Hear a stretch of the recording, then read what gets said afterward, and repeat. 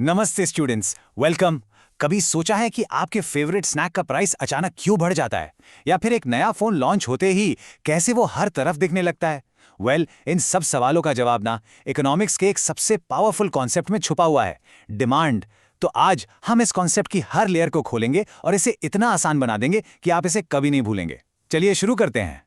ये रहा हमारा आज का रोड मैप। सबसे पहले हम समझेंगे कि डिमांड आखिर है क्या, और बिलीव मी, ये सिर्फ एक ख्वाहिश से कहीं ज्यादा है। फिर हम देखेंगे कि इकोनॉमिस्ट्स इसे विजुअली यानी तस्वीरों में कैसे मैप करते हैं। उसके बाद हम इसके गोल्डन रूल को समझेंगे, इसे चलाने वाली हिडन फोर्सेस को एक्सप्लोर करेंगे, और फाइनली कुछ ऐसे इंटरेस्टिंग केसेस देखेंगे जहां ये रूल पूरी तरह फेल हो जाता है। तो शुरू करते हैं पहले सेक्शन से, demand more than a wish. देखिए, हम अपनी रोजमर्रा की जिंदगी में डिमांड वर्ड काफी कैजुअली यूज करते हैं, जैसे आई डिमांड अ पिज्जा। लेकिन इकोनॉमिक्स की दुनिया में ये काफी नहीं है। एक सिंपल सी चाहत, एक विश, इकोनॉमिक डिमांड नहीं बन जाती। तो फिर एक चाहत को असली इकोनॉमिक डिमांड आखिर बनाता क्या है?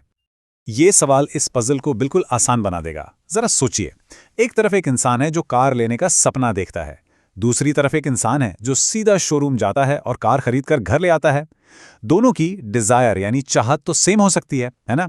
लेकिन इनमें से सिर्फ एक ही एक्शन डिमांड कहलाता है। फर्क एक बहुत ही सिंपल सी चीज में है। और वो सीक्रेट फॉर्मूला ये रहा। इकोनॉमिक डिमांड के लिए ये तीनों इंग्रेडिएंट्स, ये तीनों चीजें एक साथ होनी जरूरी हैं। इसमें कोई कॉम्प्रोमाइज नहीं। पहला, डिजायर यानी उस चीज को पाने की चाहत। दूसरा, विलिंगनेस टू परचेज, उसके लिए पैसे खर्च करने की तैयारी। और तीसरा, the real game changer, ability to pay, यानी उसे खरीदने की हैसियत। आसान शब्दों में, परचेजिंग पावर। अगर इनमें से एक भी चीज मिसिंग है ना, तो वो डिमांड नहीं कहलाएगी। इसीलिए याद रखिएगा, इकोनॉमिस्ट डिमांड को इफेक्टिव डिजायर कहते हैं। मतलब एक ऐसी चाहत जिसका मार्केट पर असर हो, जो रियल हो। जब तक आपके पास परचेजिंग पावर नहीं है, आपकी चाहत बस एक ख्याल है। लेकिन जैसे ही उसमें परचेजिंग पावर जुड़ जाती है, वही ख्याल एक ट्रांजैक्शन बन जाता है, एक ऐसी फोर्स जो पूरी इकोनॉमी को शेप करती है। ओके, तो अब हमें डिमांड का असली मतलब बिल्कुल क्लियर हो गया है। पर हम इसे आखिर देखते कैसे हैं? इस कंज्यूमर बिहेवियर को हम मेजर कैसे करते हैं? इकोनॉमिस्ट के पास इसके लिए कुछ बहुत ही स्मार्ट टूल्स हैं, जो लोगों की चॉइसेस को एक क्लियर विजुअल पैटर्न में बदल देते हैं। देखिए, इसे कहते हैं एक इंडिविजुअल डिमांड शेड्यूल। ये एक सिंगल कस्टमर के दिमाग के अंदर झांकने जैसा है। ध्यान से देखिए, जब चीज का प्राइस 10 रुपए है तो वो सिर्फ 1 किलो खरीद रहा है। लेकिन जैसे ही प्राइस गिरकर 2 रुपए हो जाता है, वो स्टॉक करके 5 किलो ले लेता है। यही है वो सिंपल पावरफुल इनवर्स रिलेशनशिप। चीज जितनी सस्ती, हम उतना ज्यादा खरीदते हैं। अब थोड़ा सा जूम आउट करते हैं। अगर हमें एक इंसान का पता है, तो पूरे मार्केट की डिमांड कैसे पता चलेगी? बहुत आसान है। हर प्राइस लेवल पर आप बस सारे इंडिविजुअल कंज्यूमर्स, जैसे यहाँ ए, बी और सी हैं, उनकी डिमांड को जोड़ दीजिए। इस सिंपल एडिशन को इकोनॉमिस्ट हॉरिजॉन्टल समेशन कहते हैं। तो देखिए, 10 रुपए के प्राइस पर मार्केट डिमांड 5 या 15 नहीं, बल्कि तीनों का टोटल यानी 30 यूनिट्स है। ऐसे ही हम एक इंसान की चॉइस से मार्केट वाइड ट्रेंड तक पहुंचते हैं।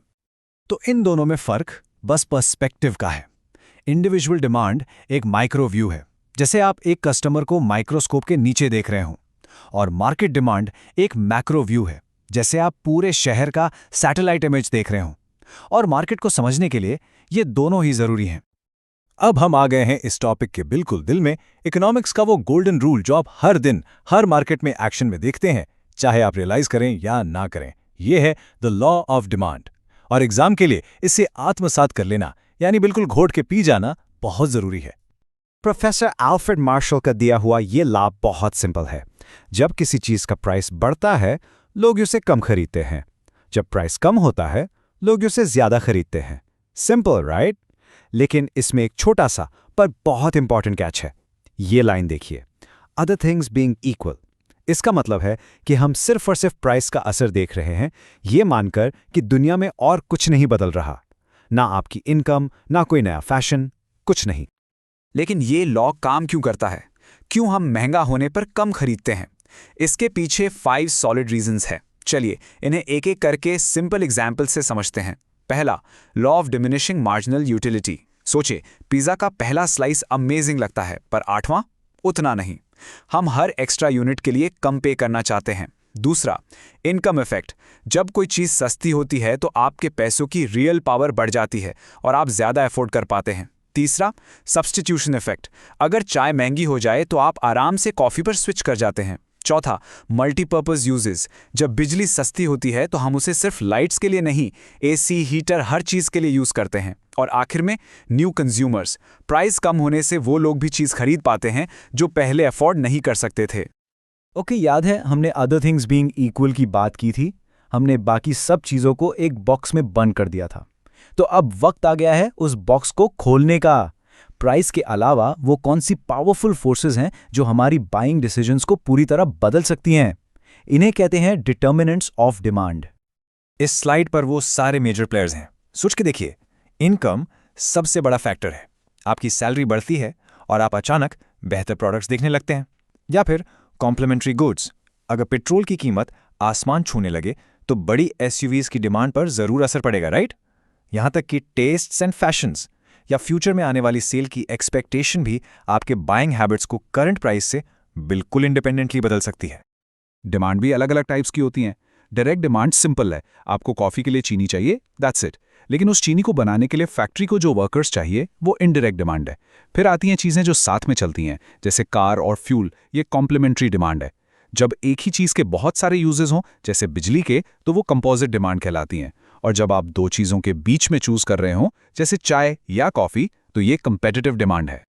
अब तक हमने रूल की बात की जो 99% टाइम काम करता है, लेकिन अब हम उन 1% अजीब और मज़ेदार सिचुएशंस को देखेंगे जहां इकोनॉमिक्स का ये golden rule, the law of demand, पूरी तरह से टूट जाता है। तैयार हो जाइए, ये बहुत इंटरेस्टिंग है।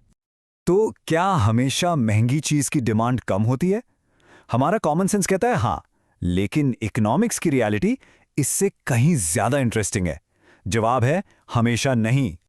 यह है वो 5 सिचुएशंस जहां रूल अप्लाई नहीं होता। ध्यान से सुनिएगा। पहला, गिफन्स पैराडॉक्स। ये इंफीरियर गुड्स पर अप्लाई होता है।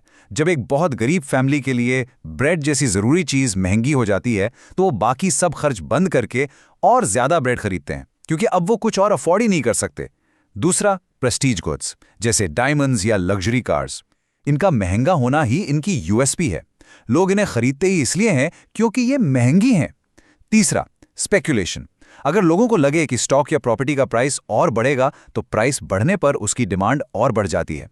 चौथा, प्राइस इल्यूजन। जब हम मान लेते हैं कि महंगी चीज बेहतर क्वालिटी की होगी। और पांचवा, हैबिचुअल गुड्स। आपकी सुबह की एक कप चाय, प्राइस थोड़ा बढ़ भी जाए तो आदत की वजह से आप उसे खरीदते ही हैं। तो इन सभी अजीब केसेस में डिमांड कर्व कुछ अजीब ही बिहेव करता है। वो नीचे की तरफ आने के बजाय ऊपर की तरफ जाता है।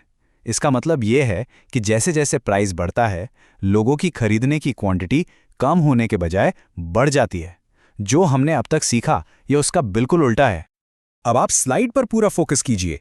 एग्जाम का ये फेवरेट क्वेश्चन है। जब डिमांड सिर्फ प्राइस के बदलने से चेंज होती है तो उसे कहते हैं वेरिएशंस इन डिमांड। इसमें आप उसी डिमांड कर्व पर ऊपर या नीचे मूव करते हैं, सिंपल।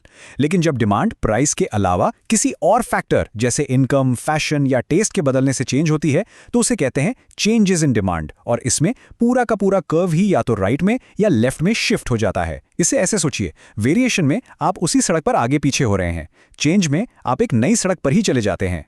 तो अब जब आपके पास सारे टूल्स हैं, आपके लिए एक छोटा सा चैलेंज है। सोचिए, आने वाले 5 सालों में इलेक्ट्रिक कार्स के मार्केट पर इन डिटर्मिनेंट्स का क्या असर पड़ेगा? लोगों की इनकम, पेट्रोल का प्राइस जो एक कॉम्प्लीमेंट्री गुड है, या फिर लोगों के टेस्ट में बदलाव, ये सब मिलकर इस मार्केट की डिमांड को कैसे शेप करेंगे? सोचिए इसके बारे में। जब आप कॉन्सेप्ट्स को ऐसे रियल वर्ल्ड में अप्लाई करना सीख जाते हैं ना, तब एग्जाम में कोई भी क्वेश्चन मुश्किल नहीं लगता। Best of luck.